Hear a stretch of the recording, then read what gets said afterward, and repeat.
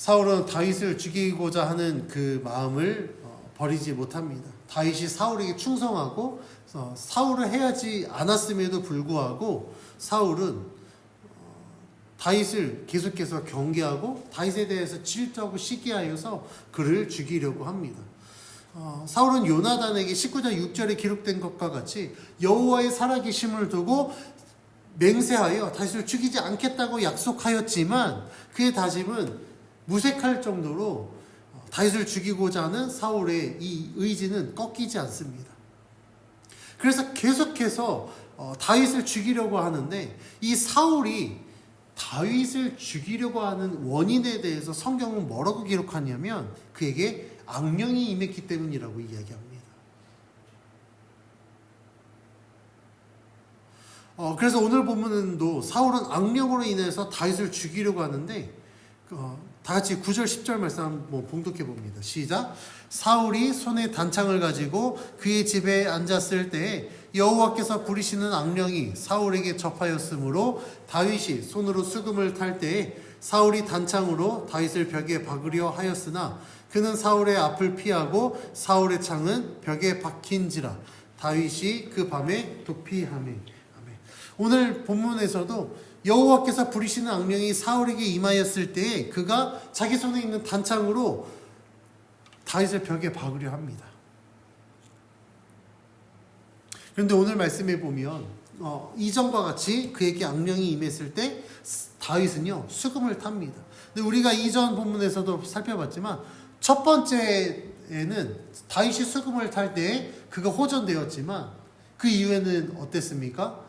아무리 다윗이 수금을 타도 사울의 이 증상이 호전되지 않습니다. 그래서 오늘 보면은 급기야 자신의 손에 들고 있는 단창을 다윗에게 던집니다. 그런데 다윗은 그것을 피하죠. 그리고 사울을 피하여 밤에 도피합니다. 사울에게 벗어난 다윗은 사울을 피하게 되는데 하나님은요 이 과정 가운데 다윗과 함께 하십니다. 그래서 다윗이 사울로부터 도피할 수 있도록 그에게 돕는 자를 붙여주시는데 오늘 본문에 그 돕는 자에 대해서 함께 살펴보겠습니다. 하나님이 다윗에게 붙여주신 첫 번째 조력자는 미갈입니다. 미갈은 사울의 딸이기도 하였지만 자신의 아버지보다 다윗을 보호하는 역할을 감당하는 사람이었습니다. 다윗이 사울을 피할 때 사울은 전령을 다윗의 집에 보냅니다. 그리고 그를 죽이려고 합니다. 그런데 미갈은 미리 다윗을 피신시킵니다. 그 내용이 오늘 보면 11, 12절에 기록되는데 우리 11, 12절 같이 한번 봉독해 봅니다. 시작. 사울이 전령들을 다윗의 집에 보내어 그를 지키다가 아침에 그를 죽이게 하려 한지라 다윗의 아내 미갈이 다윗에게 말하여 이르되 당신이 이 밤에 당신의 생명을 구하지 아니하면 내일에는 죽임을 당하리라 하고 미갈이 다윗을 창에서 달아내림에 그가 피하여 도망하니라. 사울이 자신의 전령을 다윗의 집에 보냅니다. 밤이 늦어서 이 밤이 지나면 아침에 가서 다윗을 죽이려고 합니다. 근데 이때 미갈은요 다윗의 생명을 구하기 위해서 밤에 창에 이렇게 달아내려서 다윗을 도망하게 합니다. 그리고 미갈은 다윗이 충분히 도망할 수 있도록 시간을 벌기 위해서 사울의 전령들을 기만할 작전을 세웁니다. 그 내용이 13, 14절에 기록되는데 우리 13, 14절 같이 봉독해 봅니다. 시작. 미갈이 우상을 가져다가 침상에 누이고 염소털로 엮은 것을 그 머리에 씌우고 의복으로 그것을 덮었더니 사울이 전령들을 보내어 다윗을 잡으려 하매 미갈이 이르되 그가 병들었느니라. 미갈이 그 침상에 어떤 우상 형상을 하나 두고 머리에 염소털로 익혀서 사람 머리처럼 만들고 이불을 덮어 씌웁니다. 그리고 마치 다윗이 아파서 누워있는 것처럼 꾸민 거예요. 그리고 미갈은 사울의 전령들에게 다윗이 병들었다고 이야기를 합니다. 그러니까 미갈은 전심으로 지금 다윗을 살리기 위해서 다윗을 돕기 위해서 아버지가 보낸 이 전령들을 계속해서 기만하고 있는 거예요. 이 소식을 들은 사울이요 전령들에 다시 보냅니다. 다윗이 병들었다고? 야 그러면 침상째로 데리고 와. 그럼 내가 그를 죽이겠다라고 이야기를 합니다. 그래서 전령들이 다시 다윗의 집으로 갑니다. 근데 그들이 확인한 침상의 결과는 어땠습니까? 병든 다윗이 누워있는 게 아니라 그냥 뭐가 하나 있고 염소털로 머리 묶어 있고. 그러니까 지금으로 따지면 그 인형 하나가 그냥 누워 있었던 거예요. 사울은 이 모든 일을 알게 되었을 때 그는 이 모든 일을 꾸민 미갈을 탓합니다. 그래서 17절에 이렇게 얘기합니다. 17절 같이 봉독합니다. 시작. 사울이 미갈에게 이르되 너는 어찌하여 이처럼 나를 속여 내 대적을 놓아 피하게 하였느냐. 미갈이 사울에게 대답하되 그가 내게 이르기를 나를 놓아 가게 하라. 어찌하여 나로 너를 죽이게 하겠느냐 하더이다 하니라. 사울은 미갈을 탓합니다. 미갈을 원망합니다. 어찌하여 너가 내 원수를 놓아 피하게 하느냐라고 이야기를 합니다. 그런데 이 이야기에 미갈은 어떻게 대답하냐면 미갈은 다윗의 편을 듭니다. 그래서 다윗이 자신을 놓아 가게 하면 당신도 살겠지만 당신이 나와 함께 있으면 당신도 죽게 될 것이다 라고 이야기를 하면서 갔다라고 미갈이 사울에게 전합니다. 근데 우리가 성경 본문을 보면 사울이 이렇게 이야기할 때 미갈이 대답한 이 내용들은 성경에 기록되어 있지 않습니다. 그러니까 다윗과 미갈은 이런 대화를 나누지 않았어요. 나눴는데 뭐 기록하지 않았는지 모르겠지만 어쨌든 성경에 기록되어 있지 않습니다. 그러면 왜 미갈은 사울에게 이런 이야기를 했을까? 어찌 보면 지금 아버지한테 거짓말하는 거거든요. 그럼 왜 이 이야기를 했을까? 왜 그랬을까요? 제가 생각해 보면 아무리 미워도 자신의 딸을 살리려고 했던 그 다윗의 마음이 사울에게 전달되면 야 그래도 내 딸을 살리는구나. 아비의 심정으로 조금 다윗을 용서할 수 있지 않을까라는 생각에 이런 거짓말을 하지 않았을까라는 예상을 한번 해봅니다. 아무리 미운 자여도 내 딸 살리겠다고 그렇게 하는 자를 내 가족, 내 딸을 그렇게 배려하는 자를 어떻게 죽일 수 있겠습니까? 물론 죽일 수도 있겠죠. 왜냐하면 내가 먼저 살아야 된다라는 이기심을 가지면 충분히 그럴 수도 있겠습니다. 그러나 미갈은 아마도 그런 지혜를 발휘해서 아버지 사울에게 이렇게 이야기를 합니다. 그런데 전혀 효과가 없었습니다. 하지만 우리가 알 수 있는 것은 하나님이 이 미갈을 통해서 지금 다윗을 피신시켰다는 사실이에요.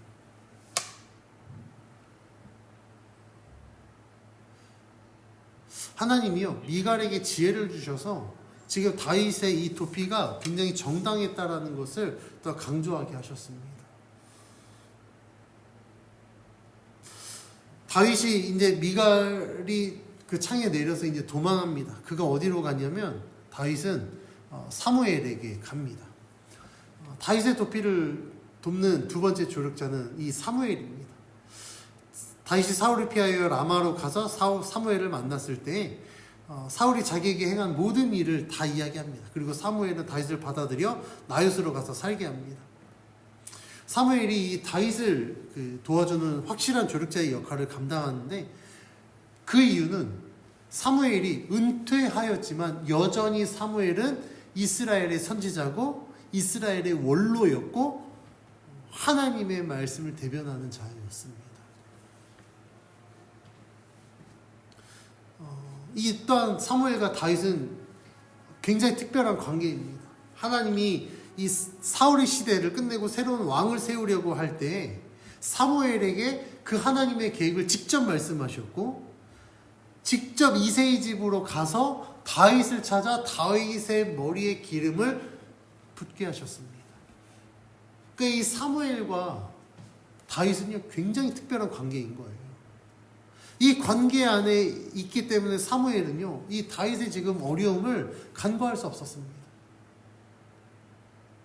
그러니까 어떻게 해서든 다윗을 돕는 이 조력자의 역할을 감당했었어야 돼요. 그리고 실제로 사무엘은 그 역할들을 감당합니다. 사울은 사무엘이 다윗을 지키고 있음에도 불구하고 그를 죽이려는 계획을 멈추지 않습니다. 그래서 어떤 사람이 사울에게 다윗이 지금 라마나요스에 머물면서 사무엘과 함께 있다라는 이야기를 전하자마자 사울은 사무엘에게 전령을 보냅니다. 근데 이때 사울뿐만 아니라 누구도 예상하지 못한 일들이 지금 벌어집니다. 그 내용이 오늘 보면 20절에 기록되어 있는데 우리 20절 같이 한번 봉독해 봅니다. 시작. 사울이 다윗을 잡으러 전령들을 보냈더니 그들이 선지자 무리가 예언하는 것과 사무엘이 그들의 수령으로 선 것을 볼 때에 하나님의 영이 사울의 전령들에게 임하매 그들도 예언을 한지라. 지금 사무엘에게 전령들을 보냈는데 그 전령들이 사무엘에게 도착했을 때 사무엘은 선지자 무리와 함께 있었습니다. 그리고 그들의 수령 곧 선지자 무리의 우두머리로 지금 서 있을 때 하나님이 그들에게 예언을 하게 하셨거든요. 근데 문제는 선지자들만 예언을 한 게 아니라 하나님의 영이 사울이 보낸 전령들에게 임하면서 그들도 예언을 하기 시작합니다.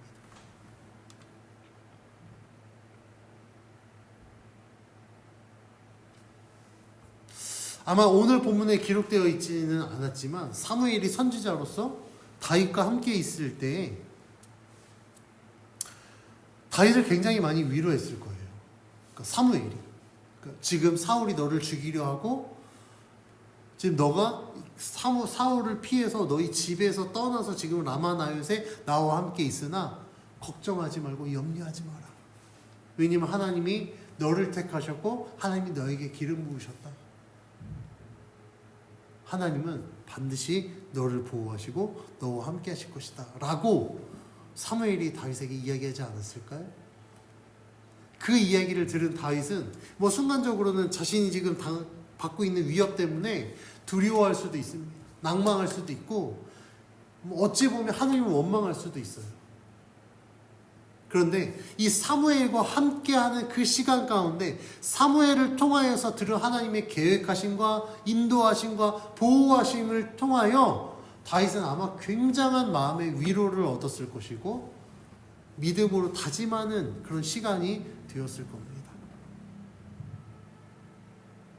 그러니까 사무엘은 단순히 지금 다윗을 보호하는 역할뿐만 아니라 다윗이 영적으로 흔들리지 않도록 온전한 믿음으로 돕는 조력자의 역할을 감당하고 있는 겁니다.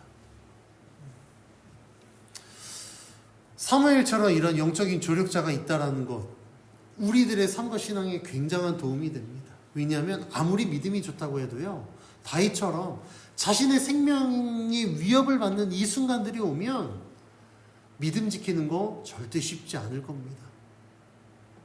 그러니까 내가 감당할 수 있는 시험이 올 때는 감당할 거예요. 왜냐하면 내가 감당할 수 있으니까. 그런데 내가 감당할 수 없는 전혀 생각지도 못했고 정말 내가 감당할 수조차 없는 그런 엄청난 시련이나 아픔이나 어려움이 나에게 탁 다가오면요 아무리 믿음의 사람도 하나님이 또 이렇게 나를 이기게 하실 줄 믿습니다라고 기도 못한다니까요. 그러면 그 어려움이 나에게 닥쳐왔을 때 우리는 제대로 대처 못합니다. 당황해서 대처 못할 수도 있고요. 객관적인 이성적 판단이 불가능하니까 어떻게 해야 될지 알지 못해서 그럴 수도 있습니다. 그런데 이때 우리가 혼자가 아니라 정말 믿음의 조력자, 하나님이 붙여주신 영적인 어떤 멘토 관계든 중보자의 관계든 누가 됐든지 간에 나와 함께하고 나를 돕는 누군가가 있다면 우리는 그 문제를 극복할 수 있습니다. 왜냐하면 믿음의 조력자가 함께 기도할 거거든요. 나는 그 어려운 문제의 당사자이지만 믿음의 조력자는 정말 객관적으로 그 모든 상황들을 바라볼 수 있기 때문에 우리는 문제 상황이 있으면 굉장히 우리 주관적으로 바라봐요. 주관적으로 판단합니다. 그런데 그 객관적으로 어떻게 하는 것이 지혜롭게 행하는 것이니 어떻게 해야 하나님이 기뻐하실 것인지에 대해서 우리에게 말씀해 줄 것이고 또한 우리를 도울 것입니다.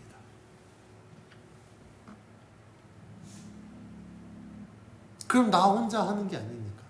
함께하는 그 믿음의 이 동역자를 통하여서 문제들을 극복하게 됩니다. 내가 힘들고 어려울 때 나를 위해서 기도할 수 있는 믿음의 동역자가 있다는 거 아마 여러분들 굉장히 큰 힘이 될 겁니다. 왜냐하면 기도도요, 나 혼자 기도하는데 어떨 때는 한계를 느낄 때가 있습니다. 그러니까 내 역량이 이만큼인데 그 이상의 것들을 내가 감당해야 될 때 아무리 내가 기도해도요 부족할 때가 있어요. 이때 가장 필요한 건 중보자의 도움의 손길입니다. 내가 기도하고 내 믿음의 중보자들이 함께 기도하는 그 기도의 힘이 모아졌을 때 우리는 비로소 이 일들을 감당할 수 있게 되는 거예요. 그래서 하나님이 우리들에게 정말 내가 이걸 감당할 수 있을까 싶을 정도로 좀 무리한 걸 우리들에게 요구하신다, 아니면 주신다 라고 했을 때 여러분들 두려워하지 마십시오. 낙심하지 마십시오. 하나님이 주신다라는 건 감당하게 하려고 주신 거거든요. 그래서 성경에서도 우리들에게 감당할 시험 외에는 하나님이 주시지 않는다라고 말씀하고 있어요. 근데 예를 들면 내 능력치가 100인데 150이 되는 일을 주셨어요. 그럼 그 나머지 50은 어떻게 할까요? 하나님이 믿음의 조력자들을 우리들에게 붙여주신다라는 겁니다. 그냥 일만 던져주시고 너 알아서 해라 무책임한 하나님이 아니라는 거예요. 그걸 던져주셨다라는 건 내 역량은 부족하지만 하나님이 분명히 반드시 믿는 자들을, 동역자들을 붙여주셔서 그 일들을 감당하게 하신다라는 겁니다. 그럼 하나님은 왜 이런 방법을 쓸까요? 왜 그렇게 했습니까? 우리 권사님과 집사님은 PT라는 거 안 받아보셨죠? 헬스 PT를 받아보면요, 이 트레이너들이 굉장히 나쁜 사람들입니다. 정말 힘든데 하나 가까스로 했는데 하나 더 하면서 막 3개, 4개, 막 5개까지 하게 해요. 왜 그렇게 하는지 아십니까? 내 근육이 들 수 있는 한계만 들면 운동이 안 돼요. 그러니까 평상 유지는 되겠으나 체력이나 근력을 키울 수는 없습니다. 그런데 내 능력 이상의 무게를 들거나 아니면 그 이상의 거리를 뛰거나 했을 때 근력이 생기고 체력이 더 늘어나는 거거든요. 그거 늘리려고 막 더 하나만 해서 가까스로 했는데 막 2개, 3개 더 시키는 거예요. 그러면 처음에는 굉장히 힘듭니다. 그런데 그렇게 해서 내 근력이 늘어나고 체력이 늘면요, 이제는 그렇게 힘들게 했던 게 이제는 하게 돼요. 그러면 어떻게 될까요? 또 늘리겠죠. 또 근력 키우고 체력 키우고. 우리들의 신앙도 똑같습니다. 하나님이 내가 감당할 수 있는 만큼만 주면 우리들은요 그 자리에서 정체돼요. 이게 최고인 줄 알고 우리는 그냥 그 자리에 안주해 버립니다. 그런데 우리들의 신앙의 여정은요 그렇게 호락호락하지 않아요. 왜냐하면 우리들의 목표치가 있습니다. 우리들의 신앙의 목표치가 무엇입니까? 그리스도의 장성한 분량이 충만한 데 이르기까지 우리는 자라가야 되거든요. 그 예수님의 분량만큼 자라가야 됐을 때 여러분들은 어느 정도 오셨어요? 한 몇 퍼센트 만족하십니까? 그냥 생각하면 나 그래도 나쁘지 않은 신앙이야 라고 아마 생각했을지 모르겠어요. 근데 그 기준이 예수님이라고 하면 지금 시점에 내 신앙? 명함도 못 내밀 겁니다. 하나님은요 우리들의 신앙이 그 수준까지 올라갈 수 있도록 끊임없이 우리들에게 뭔가를 요구하실 거예요. 근데 그냥 던져놓고 끝내는 게 아니라 그만큼 자라갈 수 있도록 계속해서 돕는 자를 붙여주신다라는 겁니다. 지혜가 부족할 때는요 굉장히 지혜로운 사람을 붙여주세요. 기도가 필요할 때는요 기도의 사람을 붙여주십니다. 그래서 우리들의 삶을 살아갈 때 반드시 이런 믿음의 동역자가 있어야 됩니다. 우리 성도님들 제가 강권합니다. 믿음의 동역자를 놓고 기도하십시오. 그게 누가 됐든, 그게 내 가족이 됐든, 아니면 저는 당연히 우리 성도님들을 위해서 기도하니까 저 외에 또 누군가가 정말 기도할 수 있는 동역자가 있을 수 있도록 여러분들 기도하십시오. 하나님이요 반드시 붙여주실 것입니다. 오늘 본문에서 다윗을 돕는 가장 중요한 조력자가 등장합니다. 그건 바로 하나님입니다. 앞에서 이야기했던 미갈과 사무엘도 다윗에게 굉장히 중요한 역할을 하는 조력자이지만 하나님은요 이 모든 일의 하이라이트를 장식하는 주인공으로 등장하십니다. 사울이 다윗을 죽이기 위해서 그의 전령들을 사무엘에게 보냈을 때 놀라운 일이 벌어졌다 그랬죠? 우리 20절 21절 같이 한번 봉독해 볼까요? 시작. 사울이 다윗을 잡으러 전령들을 보냈더니 그들이 선지자 무리가 예언하는 것과 사무엘이 그들의 수령으로 선 것을 볼 때에 하나님의 영이 사울의 전령들에게 임하매 그들도 예언을 한지라. 어떤 사람이 그것을 사울에게 알림해 사울이 다른 전령을 보냈더니 그들도 예언을 했으므로 사울이 세 번째 다시 전령들을 보냈더니 그들도 예언을 한지라. 아멘. 사울이 사무엘에게 전령을 보냅니다. 근데 그들에게 하나님의 영이 임해서 그들이 예언을 해요. 아니 데리고 오라는 다윗은 안 데리고 거기서 예언한다고? 야 다시 보내. 다시 전령을 보냅니다. 근데 그들도 똑같이 하나님의 영이 임해서 또 예언을 하는 거예요. 이런 일이 3번이 반복됩니다. 그런데 그때마다 하나님은요 전령들을 하나님의 영으로 그냥 확 사로잡아 버려서 다윗을 잡아가게 하는 게 아니라 그 가운데서 하나님의 말씀을 전하게 하셨다라는 거예요. 근데 더 놀라운 일은 전령을 3번 보내는데 강간무소식이에요.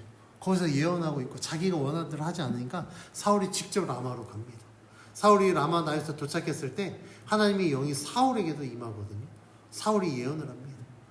그 내용이 23절 24절에 기록되어 있는데 우리 23절 24절 같이 봉독해 봅니다. 시작. 사울이 라마 나요스로 가니라 하나님의 영이 그에게도 임하시니 그가 라마 나요스에 이르기까지 걸어가며 예언을 하였으며 그가 또 그의 옷을 벗고 사무엘 앞에서 예언을 하며 하루 밤낮을 벗은 몸으로 누웠더라. 그러므로 속담에 이르기를 사울도 선지자 중에 있느냐 하니라. 하나님의 영이 사울에게도 임하였는데 사울이요 라마나요스에 이르기까지 걸어가며 예언을 했대요.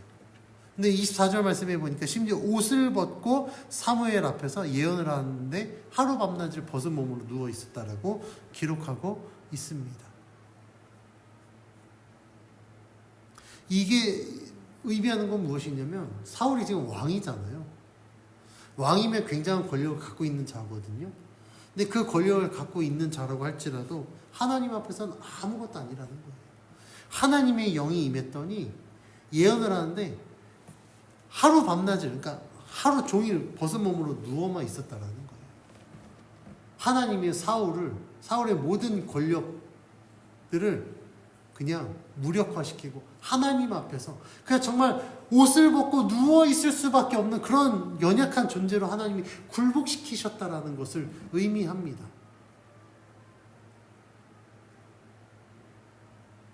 그러니까 우리는 하나님 앞에서 세상의 어떤 권력도 아무것도 아니구나라는 것을 알아야 돼요. 하나님이 그냥 일하시면 세상의 권력이요 아무것도 아니라니까요. 아무리 막강한 힘을 갖고 있어도 하나님 앞에서 하나님이 굴복시키시면 정말 뭐 어린아이와 같이 옷을 벗고 그냥 아무것도 안 하고 누워 있을 수밖에 없는 존재가 된다라는 겁니다. 그러면 우리는 누구를 두려워해야 됩니까? 세상의 권력자입니까? 하나님입니까? 당연히 하나님입니다. 세상의 권력자 모든 걸 다 할 수 있을 것 같은데요. 하나님 앞에서 아무것도 아니에요. 근데 하나님은요. 모든 걸 다 하실 수 있는 전지전능하신 하나님이십니다. 그래서 우리는 그 하나님을 두려워해야 되고 그 하나님 앞에 순종해야 되고 하나님을 믿고 따라야 되는 겁니다. 하나님이 사울을 이렇게 굴복시키신 것 다윗을 돕기 위함이에요. 근데 하나님이 다윗만 도우셨을까요? 아닙니다. 하나님은 지금도 우리를 도우십니다. 주를 믿는 모든 자를 하나님은 도우십니다. 하나님이 우리를 돕는 방법은 굉장히 다양해요. 다윗처럼 미갈 사무엘과 같은 돕는 자를 보내셔서 우리를 도우시기도 하고, 지금 오늘 말씀에 나온 하나님이 직접 개입하셔서 하나님의 방법들로 일하심으로 말미암아 우리를 도우시기도 합니다. 중요한 것은 돕는 자를 보내시든 하나님이 직접 하시든 하나님은 늘 우리를 도와주신다라는 거예요. 우리 성도님들 어떠십니까? 어려움을 당할 때 정말 하나님이 도우심을 믿으십니까? 아니면 왜 나한테만 이런 어려움을 주시는 거야? 아, 내가 주님을 믿는데, 나 기도도 하는데 왜 도대체 나한테 이런 어려움을 주시지? 라고 하나님을 원망하십니까? 만약에 하나님을 원망하고 있다면 원망하기 전에 하나님이 어떻게 일하고 계시는지 하나님 저에게 좀 알려달라고 기도 한번 해보십시오. 하나님이 어떤 분이십니까? 내가 힘들게 만드는 분이 아니라 나를 괴롭히는 분이 아니라고요. 내가 힘들 때 나를 그냥 방치해두는 방관자도 아니십니다. 하나님은 우리들에게 약속하셨습니다. 내가 너희와 항상 함께하겠다.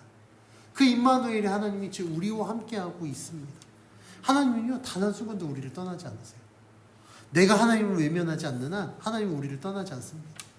우리가 하나님을 믿고 따르면 하나님은 언제나 우리와 함께 하십니다. 내가 어려움에 처해 있을 때 하나님은 우리와 함께 하셔서 그 어려움의 원인이 무엇인지, 이 어려운 상황 가운데 내가 느끼는 감정들, 아픔들 하나님이 다 알고 계시거든요. 그러니까 그 가운데 하나님 우리를 위로해 주세요. 이 어려움을 어떻게 극복해야 될지 지혜를 주십니다. 그래서 우리는 어려움에 처해 있을 때 하나님을 원망하기보다 하나님, 나와 함께 하시면 내가 믿습니다. 나와 함께 하신 하나님께서 이 모든 문제들을 어떻게 극복해야 될지 말씀해 주십시오. 라고 우리는 기도해야 됩니다. 우리가 하나님 앞에 간절히 기도하면요, 하나님은 정말 우리가 생각하지 못하는, 상상할 수 없는 방법들로 역사하십니다. 사울이 다윗을 죽이려고 사무엘에게 전령을 보낼 때 그들에게 하나님의 영이 임해서 그들이 예언을 할 줄 누가 알았겠습니까? 그런데 하나님은요, 하나님의 영을 그들에게 임하셔서 그들의 입술로 하나님의 말씀을 예언하게 하셨습니다. 심지어 사울도 그 도끼 품고 내가 직접 가서 죽여야겠다라고 했던 그 사울마저도 하나님의 영이 붙들림 바 되었더니 예언을 했다니까요. 그래서 말씀에 뭐라고 기록되어 있습니까? 24절 말씀에 그러므로 속담에 이르기를, 사울의 이 행위가 속담이 되어버려서 사울도 선지자 중에 있다라는 말이 생겨날 정도로 하나님이 그렇게 강하게 역사하셨다라는 겁니다.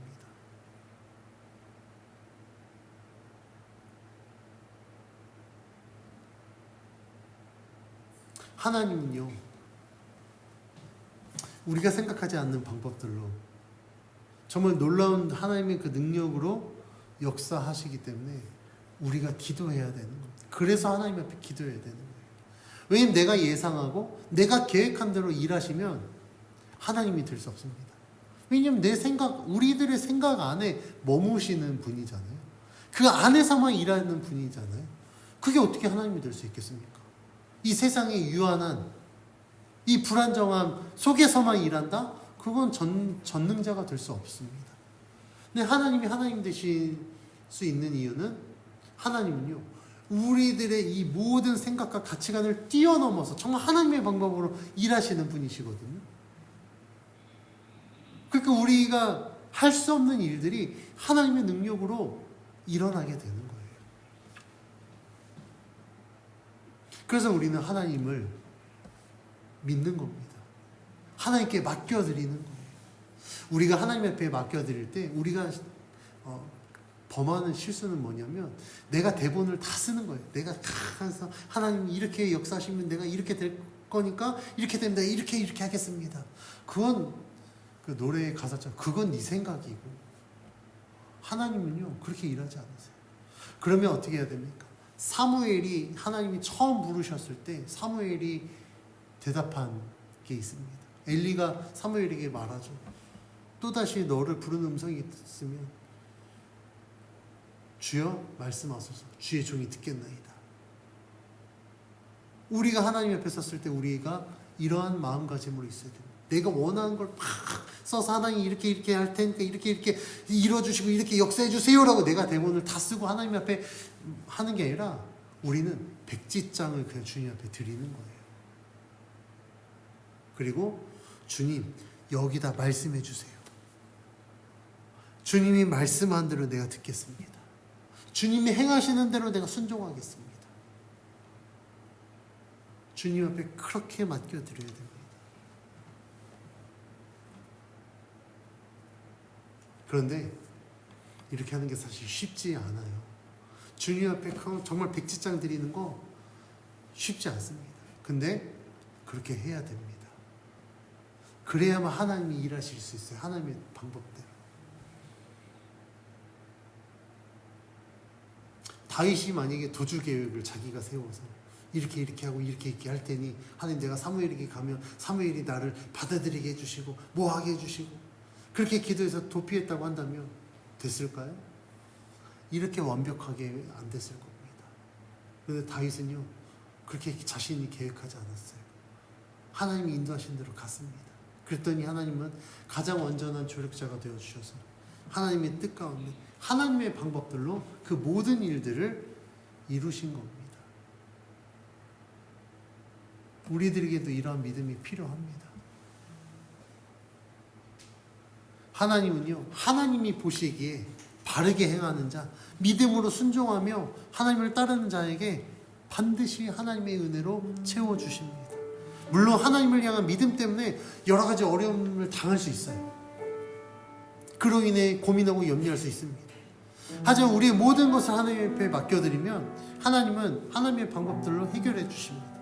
그래서 베드로전서 1장 5절 6절 말씀에 너희는 말세에 나타나기로 예비하신 구원을 얻기 위하여 믿음으로 말미암아 하나님의 능력으로 보호하심을 받았다라고 약속하고 있습니다.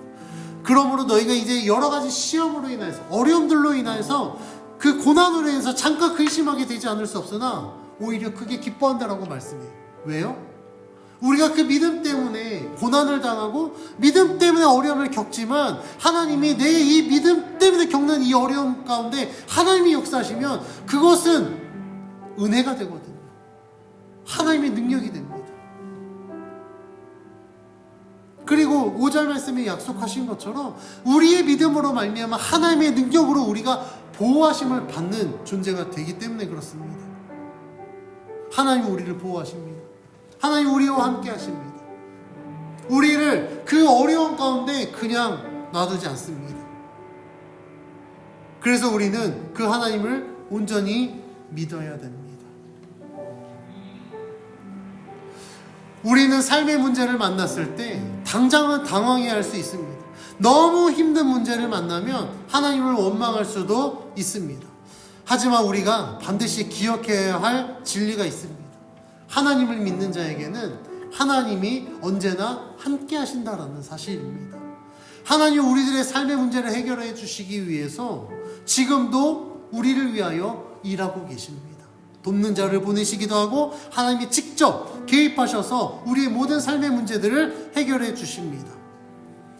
하나님은 우리가 생각할 수 없는 방법들로 일하시기 때문에 우리는 하나님 앞에 모든 것들을 맡겨드리고 하나님을 온전히 믿고 신뢰해야 됩니다. 그러면 하나님은 우리의 믿음대로 역사하셔서 하나님의 그 뜻 가운데 그 모든 문제를 해결해 주십니다. 이 은혜를 경험하는 자는요, 하나님이 하나님 되심을 믿음으로 고백합니다. 그리고 더 하나님을 신뢰하고 믿어서 정말 하나님이 내 인생에 늘 함께 하시며 모든 것을 해결하시는 전능자라는 사실을 믿음으로 고백하게 됩니다. 우리 성도님들의 삶 가운데 이러한 믿음의 고백들이 넘쳐나기를 축원합니다. 하나님은요 지금도 역사하고 계세요. 지금도 일하고 계십니다. 내 개인의 삶 속에 우리 더한 밝은 교회 가운데 또한 이 나라 이 민족 가운데 전 세계 열방 가운데 하나님이 일하고 계십니다.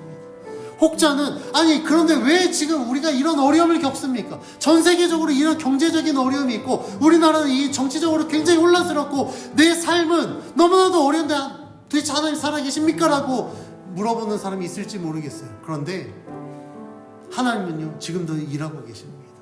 어떻게 하나님이 결론을 낼지 우리는 알 수 없어요. 그러나 중요한 건 하나님 가장 완전한 것들로 이루신다라는 것을 우리는 반드시 기억해야 됩니다. 그 하나님 앞에 믿음으로 맡겨드리는 우리 모두가 되어지길 주의 이름으로 축원합니다.